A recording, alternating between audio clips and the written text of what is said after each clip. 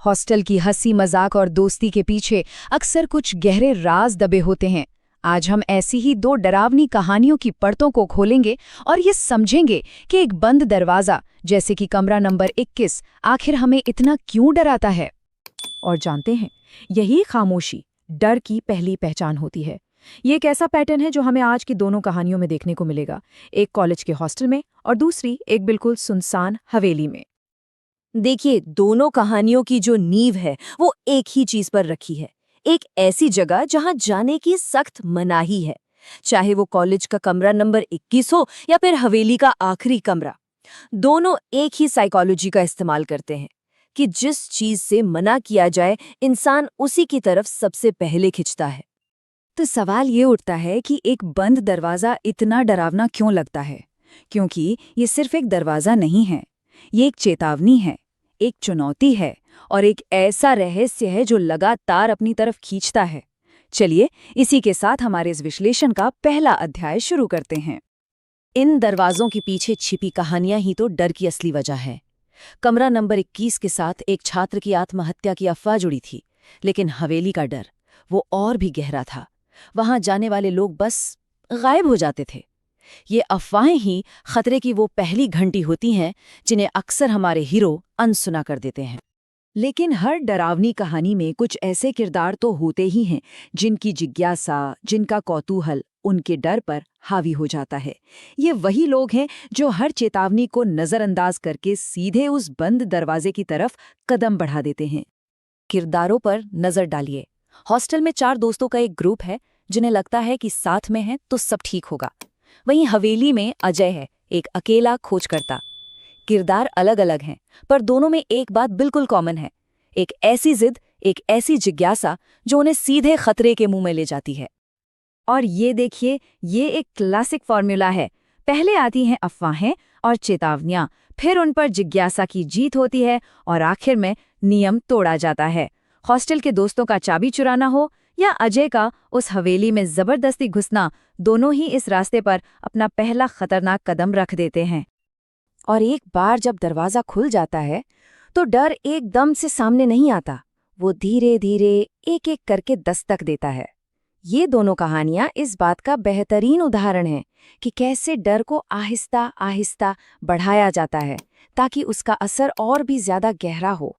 Hostel वाली कहानी में देखिए, डर को कैसे परत दर परत बनाया गया। पहली रात सब शांत, लगा कि सब अफवाहें थीं। फिर दूसरी रात एक परछाई दिखती है, तीसरी रात एक साया बिल्कुल पास आ जाता है और फिर कुछ दिनों बाद करण गायब हो जाता है। ये डर का एक परफेक्ट एस्केलेशन है जो धीरे धीरे जानलेवा बन जाता है। लेकिन हवेली की कहानी में डर बिल्कुल अलग तरीके से सामने आता है।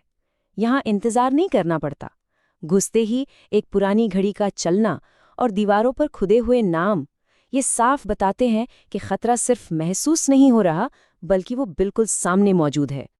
वापस कमरा नंबर 21 में आते हैं। वहां मिले सुराग एक हिंसक अतीत की तरफ इशारा करते हैं। खून जैसे दाग, छत से लटकती रस्सी का निशान, ये सब चीख चीख कर कह रहे थे कि यहाँ कुछ बहुत ही बुरा हुआ था। और फिर हम हवेली के उस कमरे को देखते हैं जहां डर सिर्फ अतीत का हिस्सा नहीं है, वो वर्तमान में भी जिंदा है।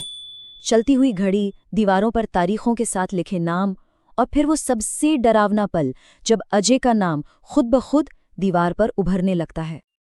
हर डरावनी कहानी का सबसे जरूरी सवाल होता है, क्यों? ये सब आखिर हो क्यों रहा है? और जब हमें इस क्यों का जवाब मिलता है तो डर अक्सर कम होने की बजाय और भी गहरा हो जाता है। कमरा नंबर 21 का सच है अरविंद, एक छात्र जिसे रैगिंग ने इतना तोड़ा कि उसने आत्महत्या कर ली और अब उसकी आत्मा उसी कमरे में कैद है, शायद अपना बदला पूरा करने के इंतजार में। और करण के मुंह से निकले ये शब्द इस कहानी का सबसे भयानक मोड़ है।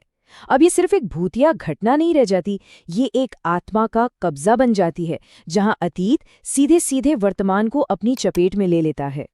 हवेली की सच्चाई तो और भी भयानक है। वहां कोई एक आत्मा बदला नहीं ले रही, वो कमरा खुद एक शिकारी है।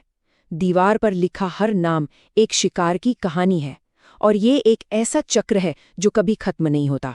कमरा हमेशा अपने अगले शिकार को चुनता रहता है। और अब हम आते हैं इन कहानियों के अंत पर, जो शायद इनका सबसे डरावना हिस्सा है, क्योंकि यहाँ कोई बचकर नहीं निकलता।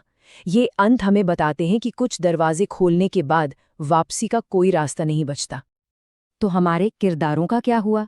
करण मिल तो गया, पर अब वो करण नहीं था। उस पर अरविंद की आत्मा का कब्जा हो चुका था। और अजय, वो उस कमरे में हमेशा के लिए फंस गया, दीवार पर सिर्फ एक और नाम बनकर। दोनों ही कहानियों में उनकी जिज्ञासा की कीमत तबाही थी। ये सवाल ही इन कहानियों का असली डर है। करण के दोस्त शायद उस हॉस्टल को छोड़ देंगे, लेकिन क्या अरविंद की आत्मा उस कमरे को कभी छोड़ेगी? और उस हवेली का क्या होगा? और यही वो एक लाइन है जो हमारे जहन में रह जाती है। ये कहानियां खत्म नहीं हुई हैं, ये बस कुछ देर के लिए रुकी हैं अपने अगले शिकार के इंतजार में।